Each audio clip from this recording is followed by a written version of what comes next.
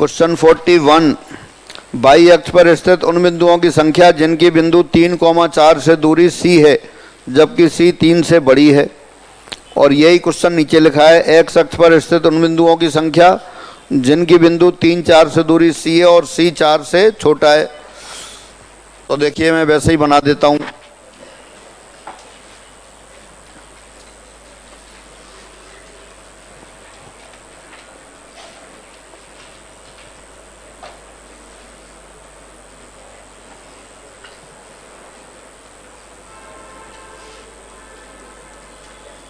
ये पॉइंट ले लिया P3,4।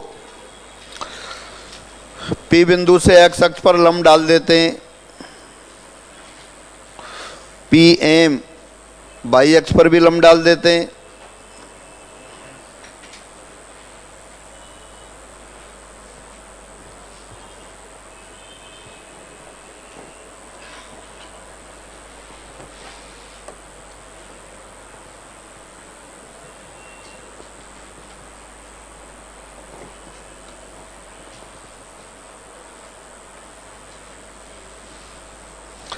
हाँ, P के कोऑर्डिनेट 3,4 हैं तो PM डिस्टेंस कितनी हो गई 4 और PN कितनी हो गई 3।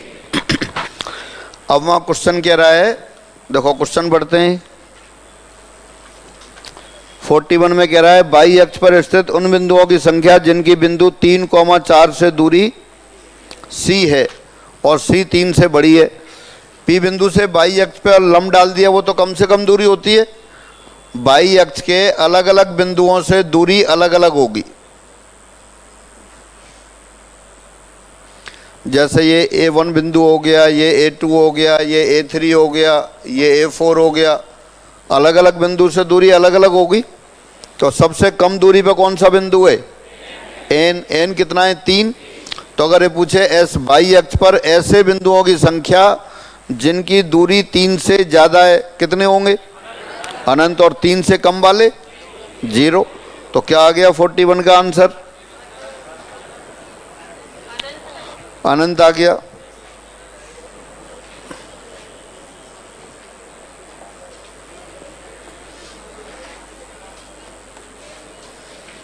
बिंदु P3,4 की बाई अक्ष से न्यूनतम दूरी 3 है, इसलिए उन बिंदुओं की संख्या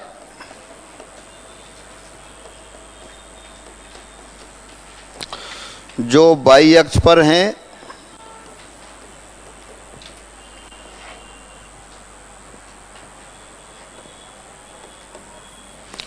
और P से दूरी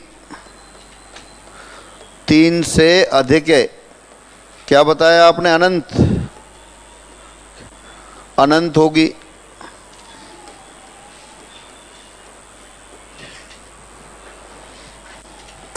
इसी प्रकार उन बिंदुओं की संख्या, बाई अक्ष पर लिख देता हूं फिर, बाई अक्ष पर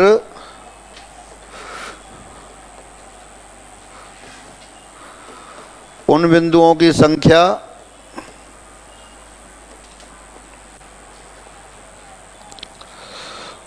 जिनसे P की दूरी 3 से कम है। हाँ, दोबारा बता दो एक बार। P की बाई अक्ष से न्यूनतम दूरी आपने बताई 3, तो बाकी सब बिंदुओं की दूरी तो N के अलावा जो भी बिंदु होंगे 3 से ज़्यादा होगी। तो 3 से अधिक वाले बिंदु तो अनंत हो गए, और जिनकी दूरी 3 से कम है वो कितने हो गए, एक भी नहीं होगा, शून्य होगी। तो वहाँ शून्य लिख देते हैं।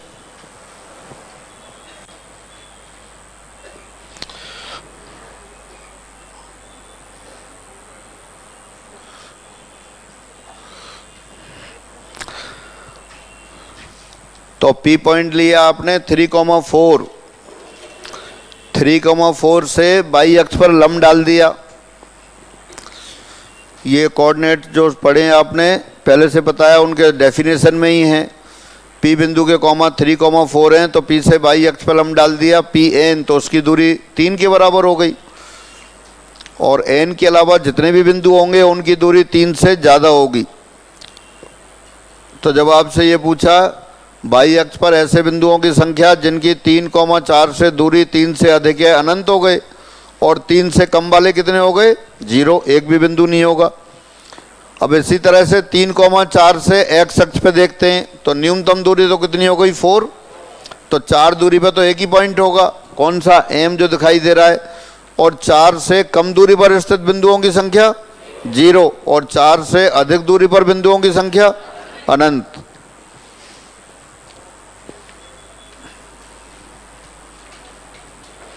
Number of points on y-axis whose distance from the point 3,4 is less than 3 is 0, and number of points on y-axis whose distance from the point P 3,4 is greater than 3 infinite।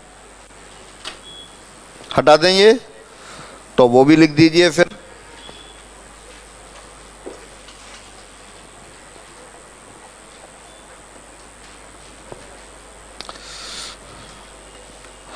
बिंदु P 3,4 से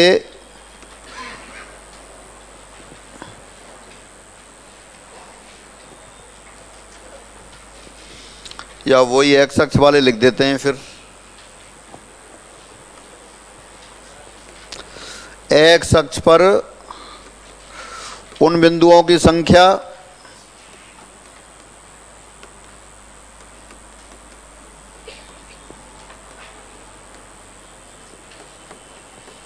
जिनकी दूरी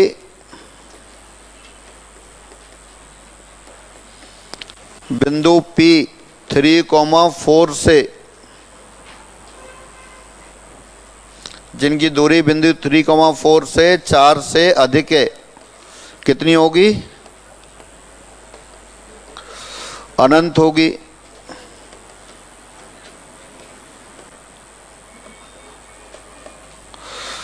और 4 से कम दूरी पर स्थित बिंदु की संख्या 0। एक्स अक्ष के बिंदुओं की बात हो रही है। 4 से कम दूरी पर स्थित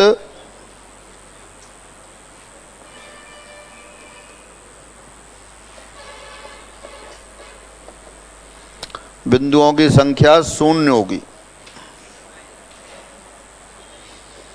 थोड़ी सी जो कोऑर्डिनेट की जानकारी है उनकी डेफिनेशन, उसी पे आधारित ये क्वेश्चन हो गए।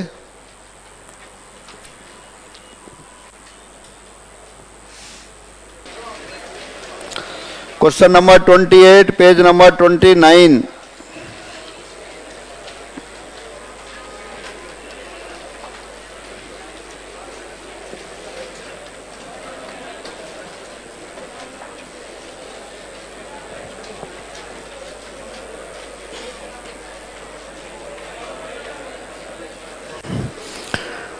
हाँ देखिए, क्वेश्चन 11 तो बता दो क्या हो गया?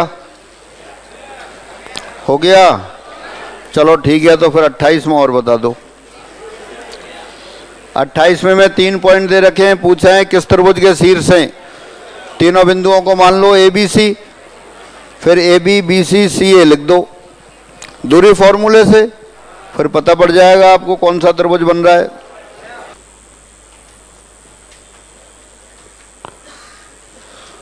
Question 29, page number 29। अब वहां पर केंद्र तो नहीं लिखा है, पर पूछा यही है। बिंदुओं 0, 0, 32,10 और 42,0 से बराबर दूरी पर स्थित बिंदु के निर्देशांक, अर्थात जो बिंदु दे रखे हैं उनसे बनने वाले त्रिभुज का परकेंद्र पूछा है। देखो ये समझ में आ रहा है, परकेंद्र पूछा है।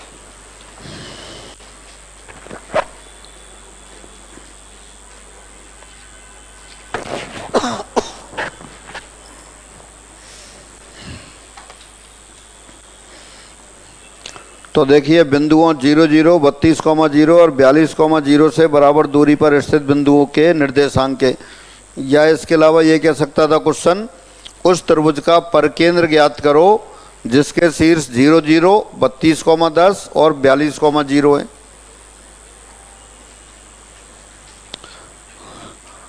तो देखो एक तो अपन विकल्पों से देख सकते हैं। अपन मान लेते हैं कि पहले ऑप्शन वाला परकेंद्र है, तो पहले ऑप्शन वाला अगर परकेंद्र होगा वो O होगा, तो OA OB OC तीनों बराबर होने चाहिए। तो एक तो अपन करेंगे विकल्पों से।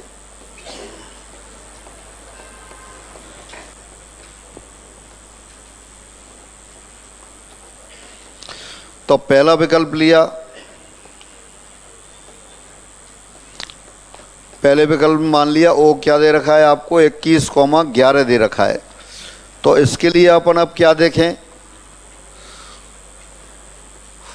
OA OB OC देखें। अगर तीनों बराबर आ जाएंगी तो आंसर आ जाएगा। तो देखो कैलकुलेशन करनी पड़ेगी कि ऐसे ही लिख सकते हैं, ऐसे ही कर सकते हैं तो करो।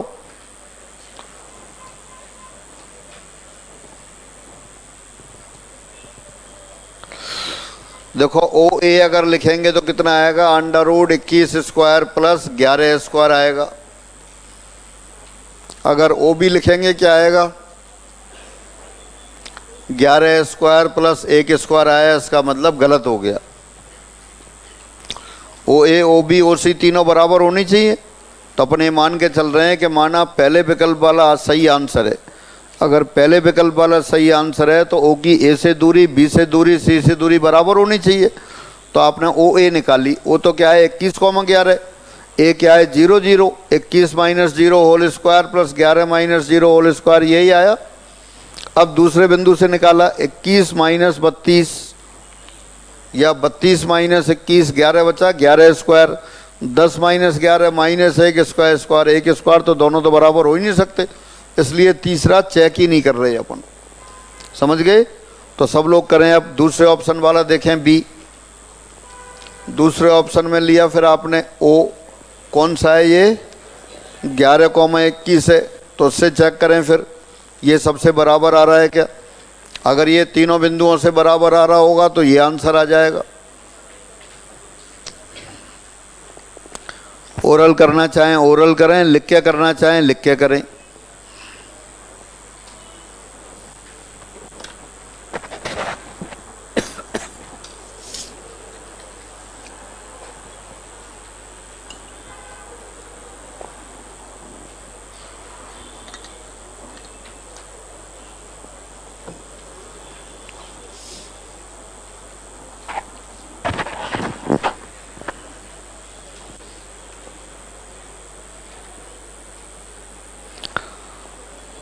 हाँ भाई, दूसरे नंबर पे पॉइंट दे रखा है 11,21। OA से दूरी निकालेंगे तो √11² प्लस 21²। फिर B से निकालें 21² प्लस 11², सही आ रहा है। फिर C से निकालें, अब गड़बड़ हो गई, नहीं आ रहा, तो B वाला भी गलत हो गया। फिर तीसरा ऑप्शन देखें,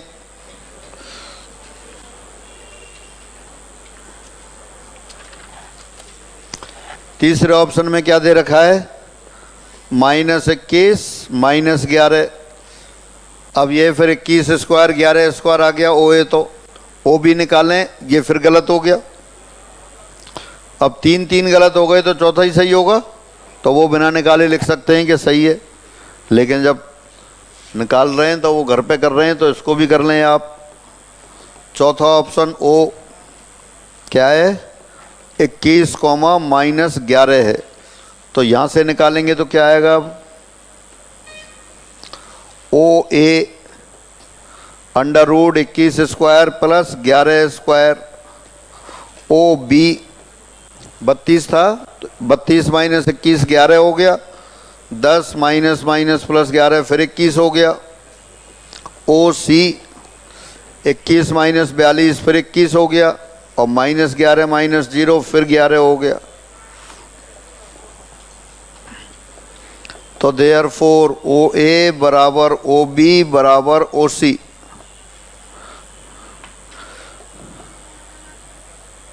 इसलिए अभिष्ट बिंदु पर केंद्र पूछा होता तो अपन पर केंद्र लिख देते। आपसे पूछा था तीनों से बराबर दूरी पर, तो अभिष्ट बिंदु 21, -11 है। इसकी तीनों शीर्षों से दूरी बराबर आ गई आपकी। तो ये तो अपन ने क्वेश्चन सॉल्व नहीं किया, आंसर चेक किया है।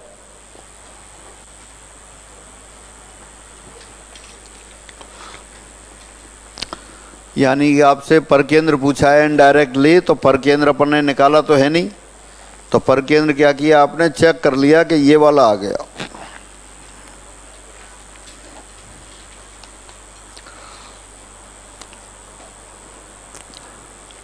और कोई ऐसा तरीका भी बता सकते हो कि सारे चेक नहीं करने पड़ते, आप एक कम से कम आधे दो ही हट जाते।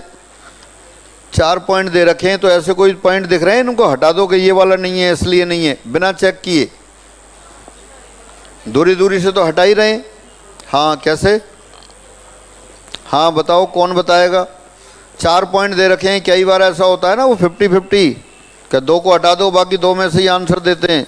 लाइफ लाइन आती है ना एक, हाँ कहाँ आती है लाइफ लाइन, केबीसी में। हाँ तो ऐसी लाइफ लाइन आप बताओ कि 2 हट जाएं, 4 पॉइंट दे रखे हैं आपको।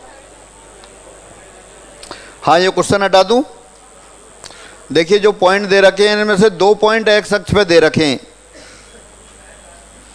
एक तो 0,0 है एक्स अक्ष पे और एक 42,0 भी एक्स अक्ष पे, यही है। और परिभाषा अपन क्या पढ़ते हैं कि त्रिभुज की भुजाओं के लंबवर्धकों का प्रच्छेद बिंदु, वही तो होता है।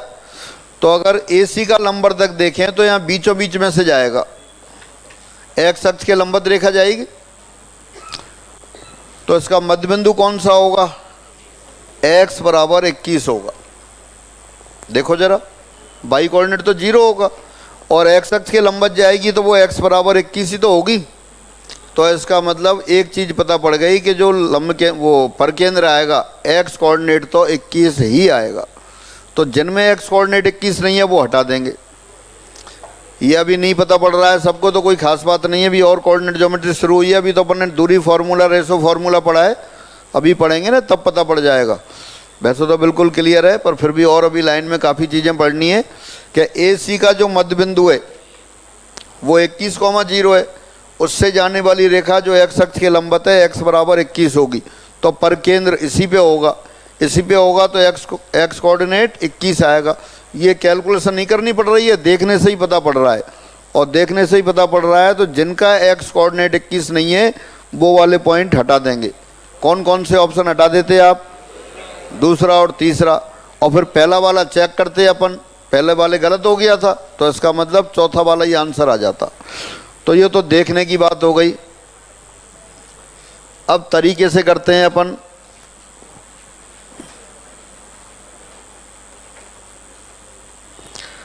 Suppose required point is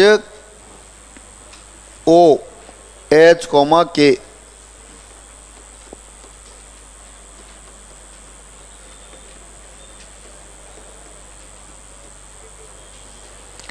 OH, A है, K है। पर केंद्र निकालना होगा तब भी ऐसे ही मानने की बात थी। तो देयरफॉर OA बराबर OB और OA बराबर OC। पर केंद्र की डेफिनेशन क्या है, क्या वो तीनों शीर्षों से बराबर दूरी पर होता है, यही तो होता है क्योंकि शीर्षों से आने वाला सर्किल होता है। सर्किल का केंद्र वृत्त के हर बिंदु से बराबर दूरी पर होता है क्योंकि त्रिज्या होती है। तो OA बराबर OC लिख दिया। अब 2 समीकरण बनाओ आप इससे और दोनों को सॉल्व करो, H, K के मान आएंगे। सब लोग करें अपने आप। O के कोऑर्डिनेट आपने मान लिए, H, K, ABC आपको दे रखें।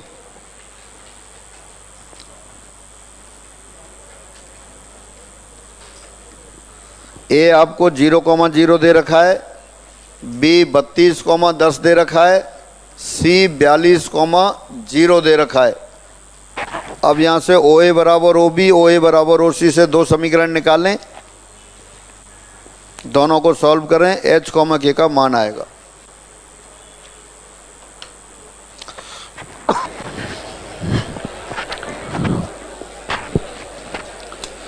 हाँ भाई, हुआ क्या? हो गया? देखो, मैं बहुत लोगों की कॉपी देख के आया हूँ। आपको जब ये निकालना है, ऑब्जेक्ट टाइप क्वेश्चन है, तो स्क्वायर यहीं लिख दो, और नहीं लिखना है तो मन ही मन में सोचोगे स्क्वायर लिख दिया। ये जो नीली इंक, सब पेन छोड़ो, नीली इंक वाला है, इसको आप सोचो कि अपन ने स्क्वायर स्क्वायर भी कर दिया। अपन लिख तो रहे हैं ओ ए बराबर ओ बी, लेकिन साथ साथ आप इसके स्क्वायर करके लिखो। तो ओ तो क्या था, एच कॉमा के, और ये क्या था 0 0, तो H square plus K square आएगा। एच स्क्वायर के स्क्वायर को भी काट दो, यहाँ क्या बना H minus 32 whole square, H square cut गया, माइनस 64 एच प्लस 32 स्क्वायर, फिर के माइनस, तो के स्क्वायर काट दिया आपने, माइनस 20 के प्लस कितना 10 स्क्वायर 100 आ गया। नहीं, मैं तो कॉपी देख के आया हूँ, जमा जमा के अंडर रूट लगा रखा है, फिर अगले बार वर्क कर रखा है, फिर वर्क करके फिर एच स्क्वायर काट रखा है। अरे जो आप ओरल कर सकते हो उसको तो करो ना। तुम तो बिल्कुल जमा जमा के फुर्सत में जैसे बारात में आ गए, एक कुल्हड़ और लिया, ऐसा नहीं। उसकी मेंटलिटी, उसको ऐसा रखो कि जल्दी करना है। ओ ए बराबर ओ बी लिख लिया, फिर अगले स्टेप में स्क्वायर कर रहे हैं, फिर एच स्क्वायर को काट रहे हैं, फिर आ रहा है इस तरह करो कि एच स्क्वायर के स्क्वायर एक बार में काट दिया, काटना तो है ही और वो कट रहा है, सब कर सकते हैं। फिर दूसरा ओ ए, अब यहाँ लिख दें आप, इसमें कॉमन जा रहा है तो कॉमन लिख सकते हैं। क्या कॉमन जा रहा है 4, तो कॉमन गया कितना आ जाएगा यहाँ 16h प्लस 5k बराबर, ये कितना हो गया 256, 281 लिख दूँ, 256 और 25 तो एक इक्वेशन बन गई। अब फिर यहाँ से ले आए, यहाँ से फिर H square plus K square काट दिया आपने, फिर ओ सी स्क्वायर कितना हो गया 84 एच और 42 स्क्वायर, यही होगा, बाकी सब 0, के कट गया। तो यहाँ से बहुत आसानी से एच आ गया, फिर आपके पास कितना आ गया 21 आ गया, और एच बराबर 21 यहाँ लिख दो, के बराबर कितना आ गया -11। तो इस क्वेश्चन को फिर दोबारा करना है, जैसी अप्रोच से आपको करना है उस तरह से करना शुरू करो कि ओ ए बराबर ओ बी है, मनी मन में सोच लिया, ओ ए स्क्वायर बराबर ओ बी स्क्वायर हो गया, फिर यहाँ एच स्क्वायर के स्क्वायर आ रहा है, वो भी काट दो, काट के ये दो समीकरण लिखो, फिर मान निकालो। ठीक है, तो पर केंद्र में क्या है, ज़्यादा ही कैलकुलेशन होती है, ज़्यादा कैलकुलेशन को, कुछ कैलकुलेशन जो आप 100% ओरल कर सकते हैं उसको करने के लिए अप्रोच लगाओ। चलो फिर आगे बढ़ते हैं। अब आता है लंब केंद्र। अब इस क्वेश्चन को दोबारा घर पे करना और कम से कम स्टेप में करना, जो आप ओरल कर सकते हो उसको। कुछ लोगों ने तो पहले ओ ए लिखी है, फिर ओ बी लिखी है, फिर ओ सी लिखी है, फिर ओ ए बराबर ओ बी लिखी है। हाँ, कोई बात नहीं है, पर आप धीरे धीरे उसको सुधार करो। अब सब लोग क्वेश्चन 62 पेज नंबर 31 पर करेंगे।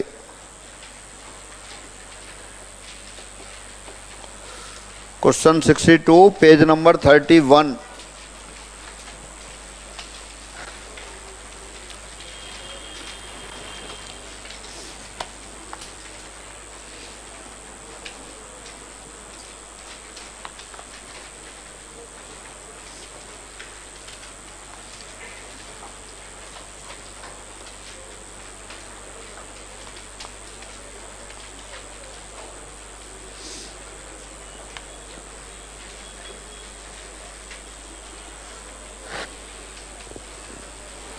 हाँ देखिए, मैं पढ़ देता हूँ। दो बिंदु कैपिटल ए 3,4 और बी 5,-2 हैं, और बिंदु पी इस प्रकार है कि पी ए बराबर पी बी तथा त्रिभुज पी ए बी का क्षेत्रफल बराबर 10 वर्ग इकाई, तब बिंदु पी होगा। अब वैसा ही क्वेश्चन आ गया, पी पॉइंट के कोऑर्डिनेट निकालने हैं। मान लो पी पॉइंट के कोऑर्डिनेट x, y हैं, पी ए बराबर पी बी दे रखा है, तो एक तो इससे रिलेशन आ गया, x y में समीकरण आ जाएगी, और दे रखा है त्रिभुज पी ए बी का क्षेत्रफल 10 है।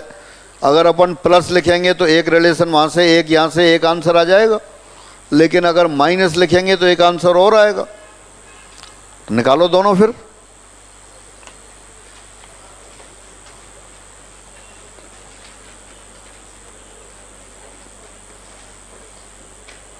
दिए बिंदु कैपिटल ए 3,4 और बी 5,-2,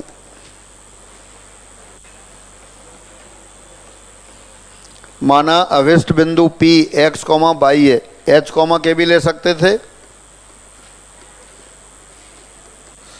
अभिष्ट बिंदु P x, y है। अब सिंस PA बराबर PB, this implies PA square बराबर PB स्क्वायर। डिस्टेंस फॉर्मूला लगा दिया, x - 3 whole square y - 4 whole square बराबर x - 5 whole square plus y plus 2 whole square. This implies x square cancel, y square cancel, x वाले पद कितने आएंगे, -6x left hand side में, -10 right side में, सबको लेफ्ट में ले आए 4x, -8 और उधर से आ गया +4, -12/, 9 16 25, 25 कैंसिल, 4 आ गया, -4 बराबर 0, 4 से भाग दे दिया, x - 3y - 1 बराबर 0। एक इक्वेशन आ गई। इसमें कोई कन्फ्यूजन हो तो बोलें। सिंपल क्या किया आपने, PA बराबर PB लिख दिया, PA बराबर PB लिख के फिर लास्ट लाइन लिख दो, x - 3y - 1 बराबर 0, बीच वाला घर पे। हाँ, ऐसा ही लिखना सीखो।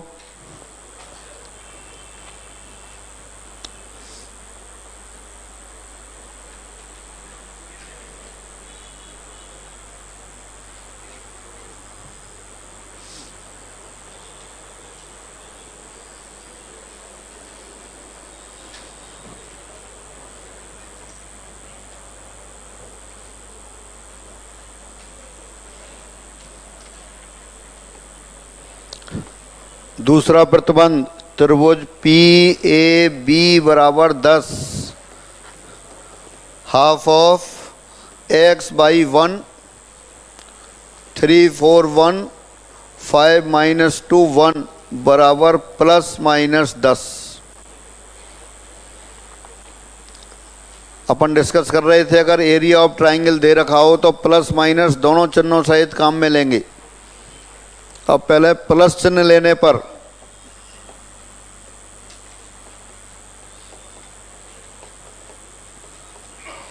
दो से गुणा उधर कर दिया,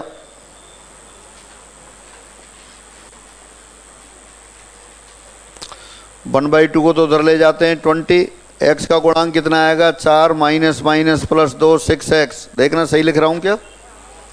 फिर बाई 5 माइनस 3 यानी कि 2 बाई, फिर 1 -6 और -20 -26 बराबर 20।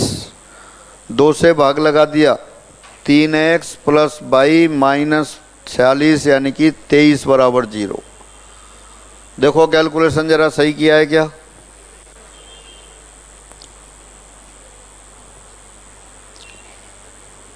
कैलकुलेशन चेक करो, ऊपर देख देख के लिखेंगे तो कैसे चेक होगी, अपने आप करो। सही है। अब अगर अपन ने सिर्फ प्लस चिन्ह लिया होता तो यहाँ 1 और 2 को सॉल्व करके एक आंसर आ जाएगा। अब माइनस चिन्ह लेंगे तो एक और, ये 2 समीकरण आई है, माइनस चिन्ह लेने से तीसरी समीकरण आएगी। 1 और 2 को हल करेंगे तो x y के मान आ जाएंगे, और फिर तीसरी और बनाए माइनस चिन्ह लेने पर, वो लिख देता हूं। फिर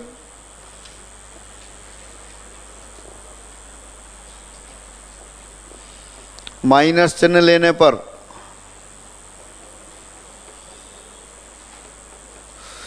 क्या आएगा, लेफ्ट हैंड साइड वाली राशि तो यही आएगी 6x plus 2y minus 26, right side में -20 हो गया। फिर 2 से भाग दे दिया, 3x प्लस y माइनस कितना 3, सही लिखा है। अब 1 और 2 से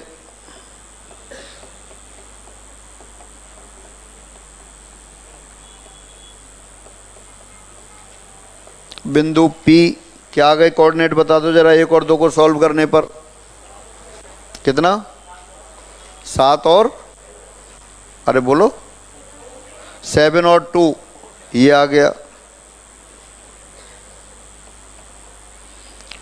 और 1 बार 3 को हल करने पर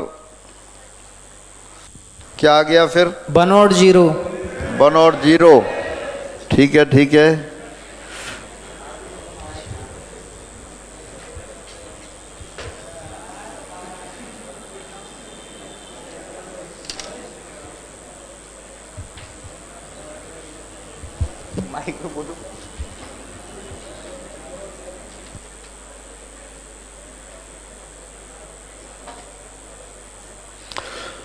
तो ये 2 आंसर हुए।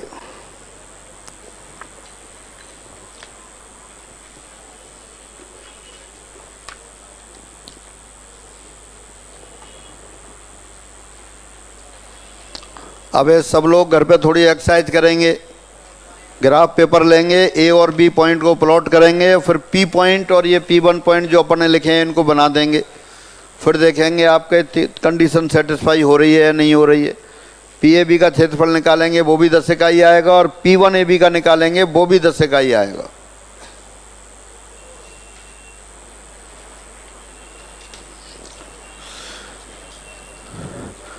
प्लस माइनस चिन्ह क्यों लिया है, क्योंकि P बिंदु की पोजीशन AB के ऊपर या नीचे कहीं भी हो सकती है। अगर P AB लाइन के ऊपर है तो PAB एंटी क्लॉकवाइज ऑर्डर में हो गए तो एरिया प्लस बनेगा। P अगर नीचे है तो वो क्लॉकवाइज ऑर्डर में हो गए तो एरिया नेगेटिव आएगा। एरिया पॉजिटिव नेगेटिव से कोई लेना देना नहीं है, वो 10 इकाई आएगा, तो इसलिए दोनों पोजीशन सही है। हटा दूं? हाँ चलो लिख लो, पर एक बार मुझे बताओ, पे एक बार क्वेश्चन पढ़ते हैं साथ साथ। निर्देशीय अक्षों को समांतर रखते हुए मूल बिंदु को -2,2 पर स्थानांतरित करने पर x² + y² बराबर 14 का, अरे बातें बंद करो, x² + y² बराबर 14 का रूपांतरित समीकरण होगा। तो जो x² + y² में x y दे रखे हैं, ये पुरानी अक्षों के सापेक्ष है, नई अक्षों के सापेक्ष, नई के सापेक्ष निकालना है, तो x y का मान रख देते हैं, का रूपांतरित समीकरण।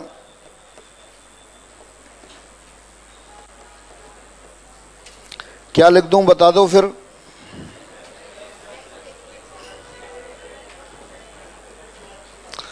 x की जगह तो लिख देते हैं x' प्लस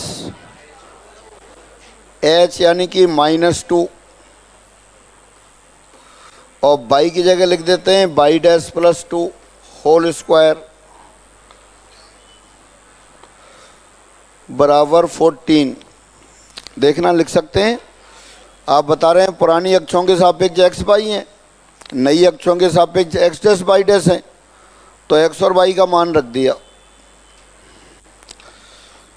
फिर दोबारा इसको एक्सपेंड कर दिया, x' square plus y' minus 4x' plus 4y', 4 + 4 8 minus 14 6 बराबर 0। अब x' y' अच्छे नहीं लगते हैं तो इनको x y से बदल देते हैं।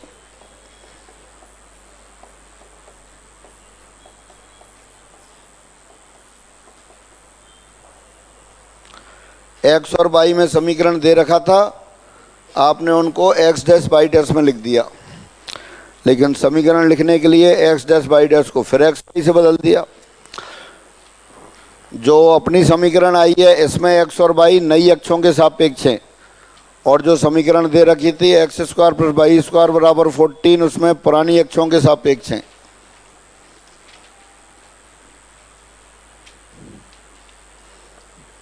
दोबारा से पढ़ें क्वेश्चन और फिर देखें।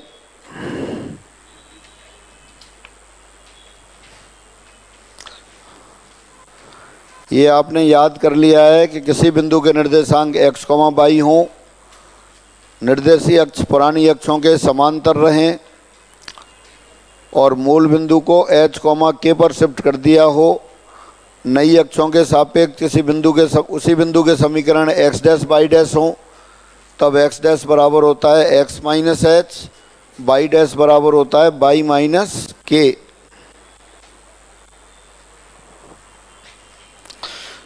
तो आपको क्वेश्चन कह रहा था कोई समीकरण X square plus Y square बराबर 14 है, मूल बिंदु को -2, 2 पर शिफ्ट कर दिया, यानी h के लिए -2 और k के लिए +2 आ गया। तब कह रहा है रूपांतरित समीकरण बताएं, यानी कि नए अक्षों के सापेक्ष समीकरण क्या हो जाएगी वो बताना था। तो x के लिए आपने लिख दिया, फिर x डैश तो होता है x माइनस एच, तो x बराबर क्या हो गया x dash plus H.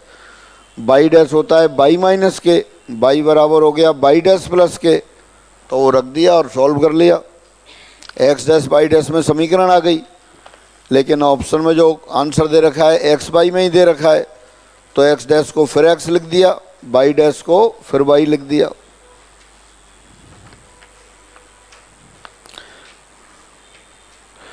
Question number 108 page number 33। हाँ, क्वेश्चन नंबर 108 पढ़ते हैं। मूल बिंदु को किस बिंदु पर स्थानांतरित किया जाए कि निर्देशीय अक्षों की दिशा को बिना बदले ये समीकरण ऐसी समीकरण में रूपांतरित हो जाए जिसमें एक घातीय पद ना हो। एक घातीय पद ना हो यानी कि 4x और 6y जैसे पद हैं एक घात के वाले पद, वो समाप्त हो जाए। तो तरीका तो यह है कि मान लेते हैं कि माना मूल बिंदु को h, k पर शिफ्ट कर देते हैं, फिर x और y का मान रख दें x dash minus H, y dash minus के, फिर उसमें जो x डैश का गुणांक आएगा उसको 0 कर देंगे, बाई डैश का गुणांक आएगा उसको 0 कर देंगे, तो एच के का मान आ जाएगा। पर वो बाद में करते हैं, पहले अलग तरीके से करते हैं। दी समीकरण क्या दे रखा है, समीकरण X square plus Y square minus 4x plus 6y minus 7 बराबर 0। एक्स वाले पद एक साथ ले लेते हैं, X square minus 4x plus Y square plus 6y बराबर 7।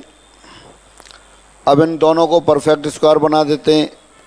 4 + 9 लेफ्ट हैंड साइड में जोड़ दिया और इतना ही राइट हैंड साइड में जोड़ दिया, जोड़ सकते हैं। तो ये बन गया x माइनस 2 होल स्क्वायर और ये बन गया y + 3 होल स्क्वायर बराबर 13 और 7 20। अब इसमें अपन ऐसा करते हैं, x माइनस 2 को कैपिटल X लिख दिया, y माइनस 2 को कैपिटल Y लिख दिया 20। यहाँ कैपिटल X क्या है, कैपिटल X x माइनस 2 है, कैपिटल Y y + 3 है। तो अपन जो नई समीकरण आ गई X square plus Y square, इसमें यही मूल बिंदु बना दें। तो x बराबर 0 इम्प्लाइज x बराबर स्मॉल x बराबर 2 और y बराबर 0 यानी कि स्मॉल y बराबर -3। यानी कि अगर मूल बिंदु को 2, -3 पर शिफ्ट कर देंगे तो एक घात का पद समाप्त हो जाएगा।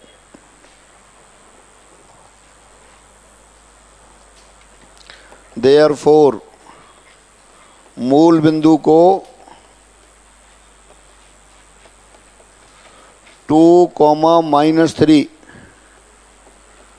पर स्थानांतरित करने पर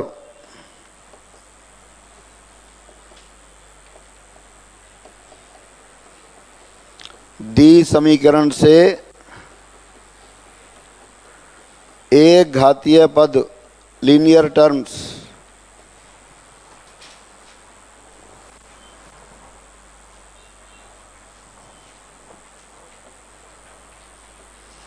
विलोपित हो जाएंगे, समाप्त हो जाएंगे।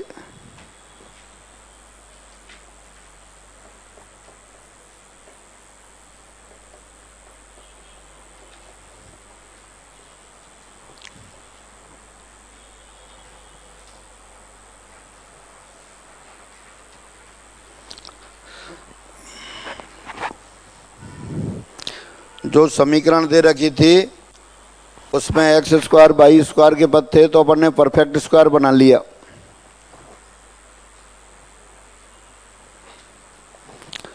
x माइनस 2 को कैपिटल X लिख दिया, y + 3 को कैपिटल Y लिख दिया, तो एक घात वाले पद समाप्त हो गए।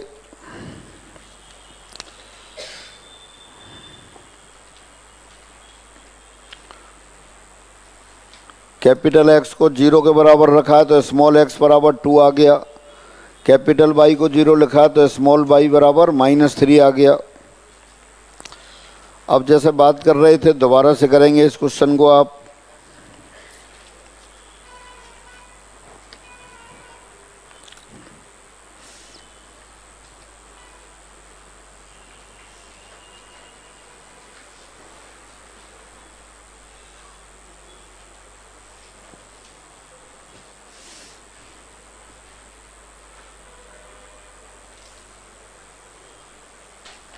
हाँ, जिन्होंने कर लिया है दोबारा शुरू करें, दोबारा इक्वेशन लिख लेंगे और आप लिखेंगे कि माना मूल बिंदु को h, k पर शिफ्ट किया गया है। माना मूल बिंदु को h, k पर स्थानांतरित किया गया है।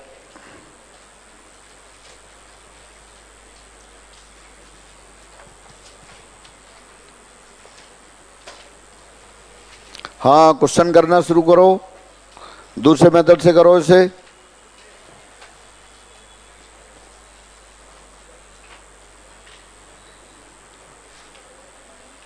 हाँ, ये बदल दें। दोबारा पढ़ता हूँ क्वेश्चन 108। मूल बिंदु को किस बिंदु पर स्थानांतरित किया जाए कि निर्देशीय अक्षों की दिशा को बिना बदले समीकरण x² + y² - 4x + 6y - 7 बराबर 0 ऐसे ही समीकरण में रूपांतरित हो जाए जिसमें एक घातीय पद ना हो।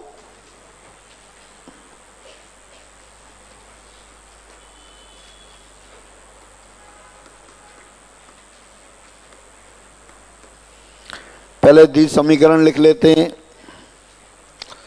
x² + y² - 4x + 6y - 7 बराबर 0।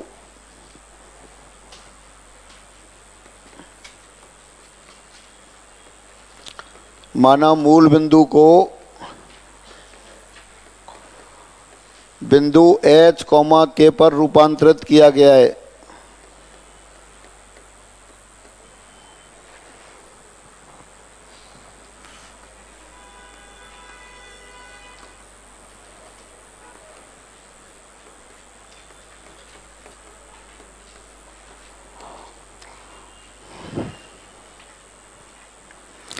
h, k पर रूपांतरित किया गया है तो नई अक्षों के सापेक्ष अगर निर्देशांक x' y' है तो क्या रिलेशन होगा? फिर x बराबर क्या हो जाएगा? x' + h। तब x बराबर x' + h और y बराबर y' + k रखने पर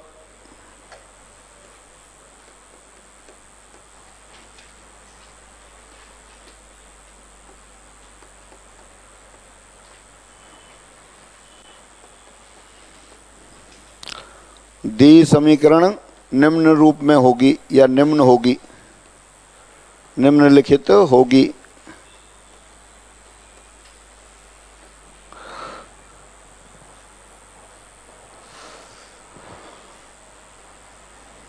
x की जगह लिख दिया x + x' + h, y की जगह लिख दिया y' + k -4x' + h + 6y' + k -7 बराबर 0। अब ये समीकरण नई अक्षों के सापेक्ष आ गई। x' + y'²। हाँ, पेन रोक के x' वाले पद बताओ। यहाँ से आएगा 2hx', 2x' कॉमन ले लिया, क्या आएगा फिर? h - 2। फिर 2y' वाले पद ले लेते हैं, यहाँ से आएगा k + 3। फिर बिना x' y' के पद ले लेते हैं, क्या जाएगा?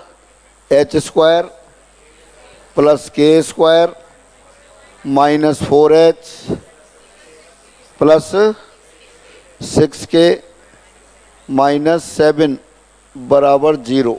यही आएगा।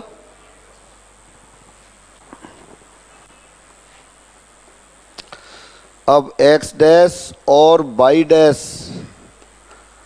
के गुणांकों को 0 के बराबर रखने पर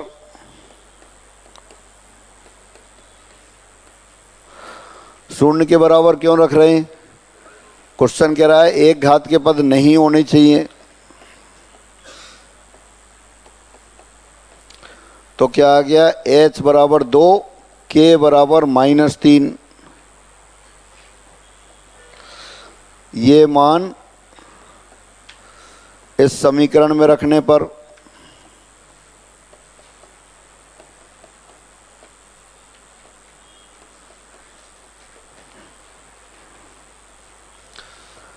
वैसे तो अपना आंसर आ गया यहीं पर, और फिर भी अपन समीकरण में रख देते हैं।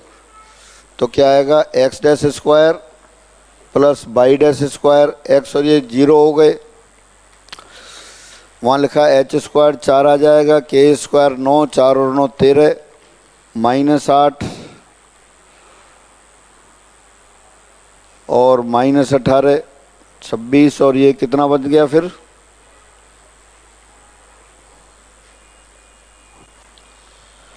4 आ गया, ये 9 आ गया, -8 आ गया, -18 आ गया, -7 आ गया, 15 5 20 आ गया, -20।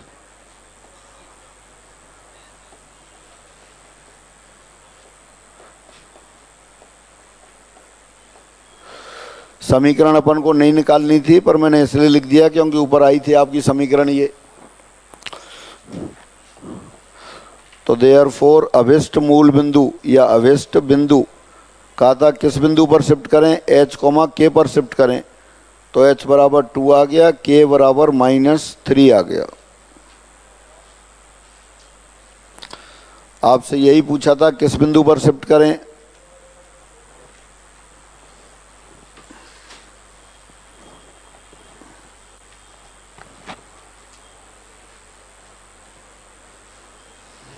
आप ये लेके चले कि माना मूल बिंदु को h, k पर रूपांतरित किया गया है। तब जो समीकरण थी उसमें x और y का मान रख दिया। नई समीकरण x डैश y डैश में आ गई। फाइनली x डैश को फिर x लिख दिया, y डैश को y लिख दिया।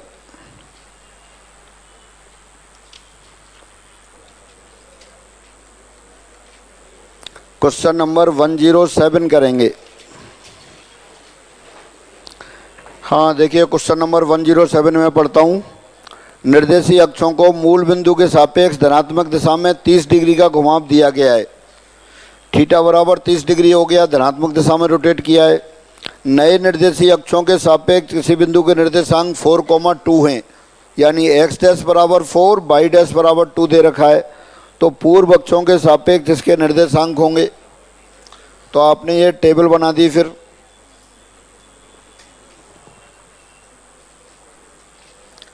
ये x, ये y,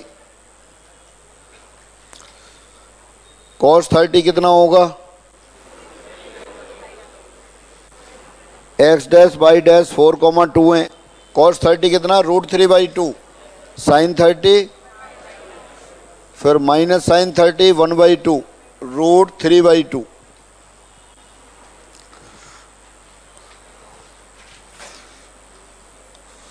बिंदु 4,2 के पुरानी अक्षों के सापेक्ष निर्देशांक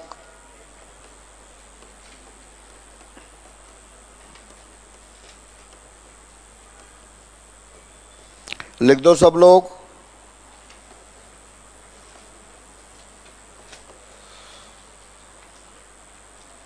x के नीचे संख्याएं क्या क्या दे रखी हैं? √3/2, -1/2। तो 4 में गुणा करेंगे √3/2 का, प्लस 2 में मल्टीप्लाई करेंगे -1/2 का। y के नीचे संख्याएं दे रखी हैं 1/2 और √3/2, तो उनका गुणा कर दो। x y दे रखा होता तो x डैश y डैश निकालते। x डैश y डैश दे रखा है तो आप x, y निकालेंगे।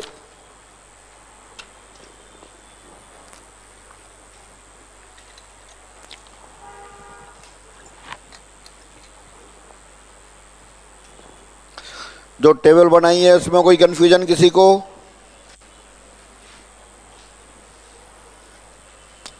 x बराबर लिख दिया 4 × √3/2 प्लस 2 × -1/2।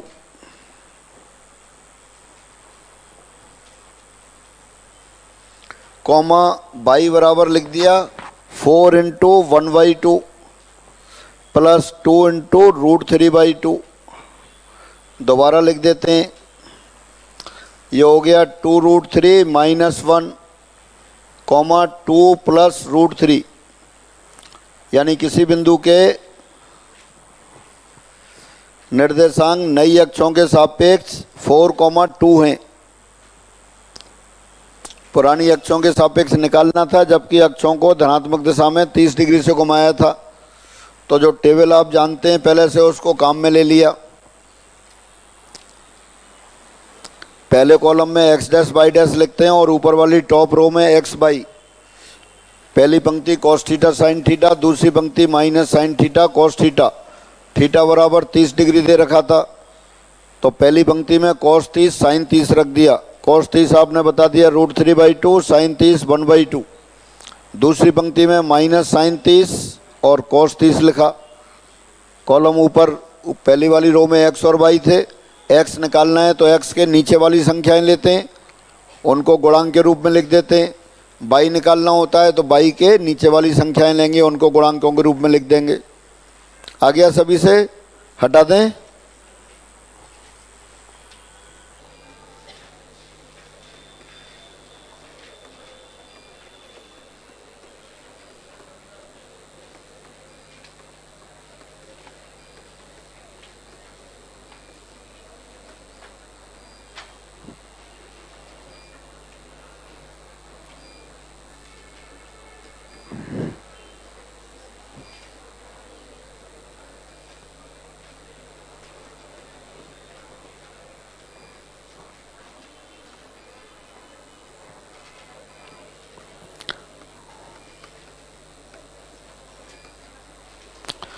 पहले 2,-1 का बाई अक्ष में प्रतिबिंब लिख दिया।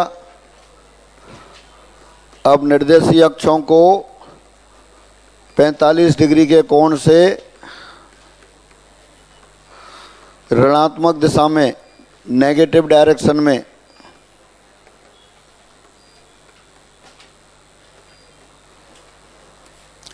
घुमाने पर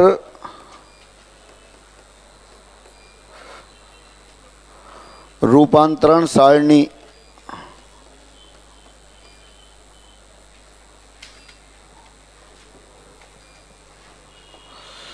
यहाँ लिख दिया आपने x बराबर -2, y लिख दिया -1, x डैश निकालना है।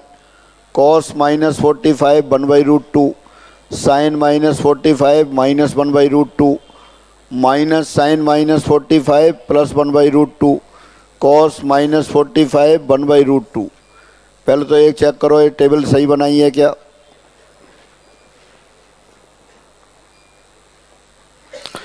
और सही बनाई है तो फिर x डैश बाई डैश लिख दो और आंसर मिलाओ।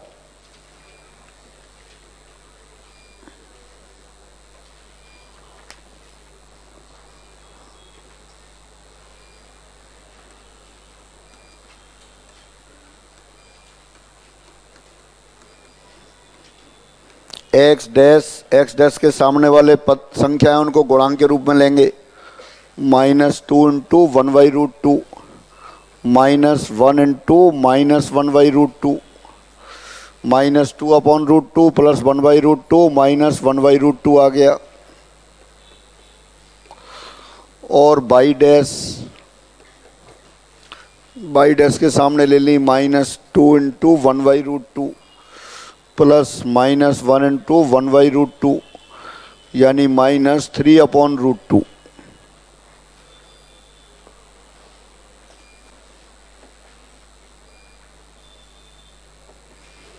दिए बिंदु के नए निर्देशांक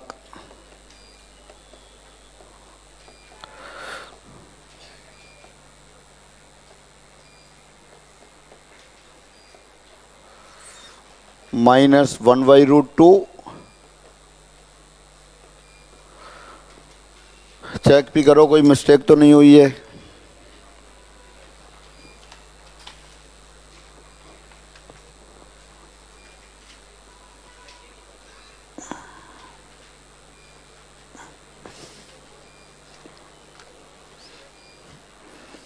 गलत कर दिया?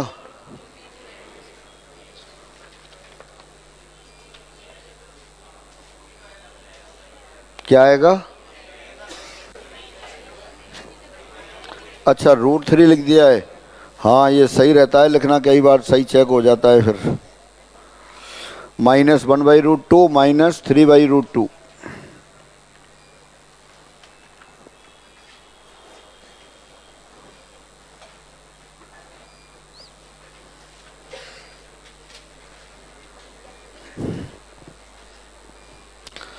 जिन्होंने कर लिया है वो एग्जाम वाला क्वेश्चन 28 और 30।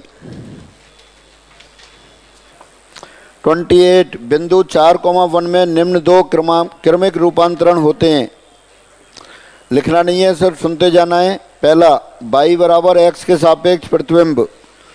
4,1 का y बराबर x के सापेक्ष प्रतिबिंब क्या आएगा? कितना? 1,4 आ गया। फिर धनात्मक x अक्ष के अनुदिश, धनात्मक x अक्ष के समांतर 2 इकाई दूरी स्थानांतरण। 1,4 आ गया।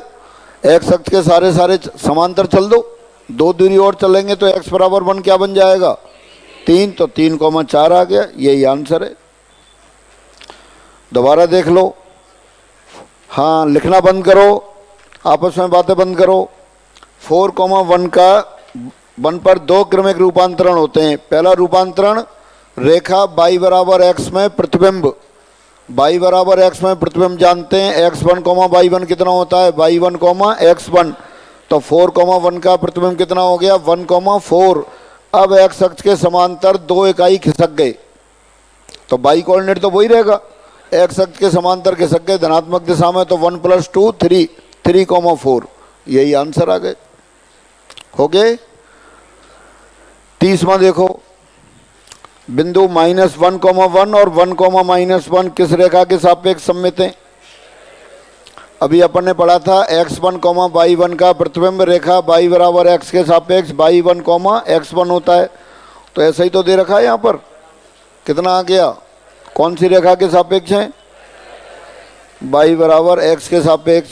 तो बस अब अपने आप लिख लेना ग्रामीण भाषा में।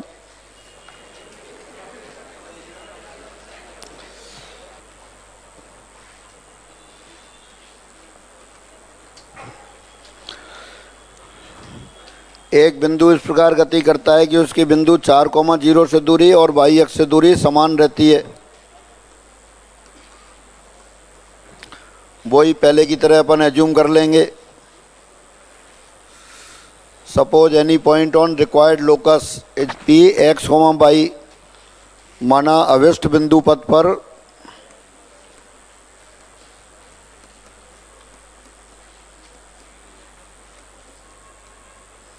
कोई बिंदु P x, y है।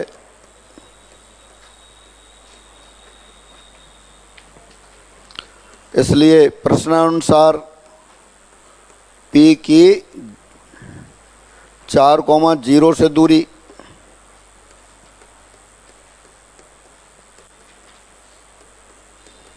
बराबर P की y अक्ष से दूरी।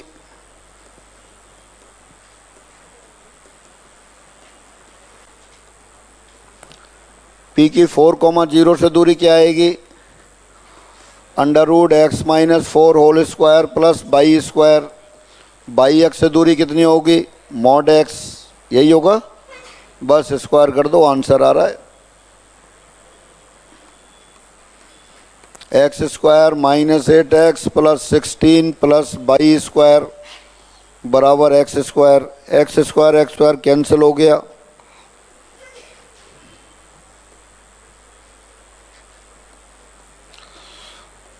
तो y² - 8x + 16 बराबर 0।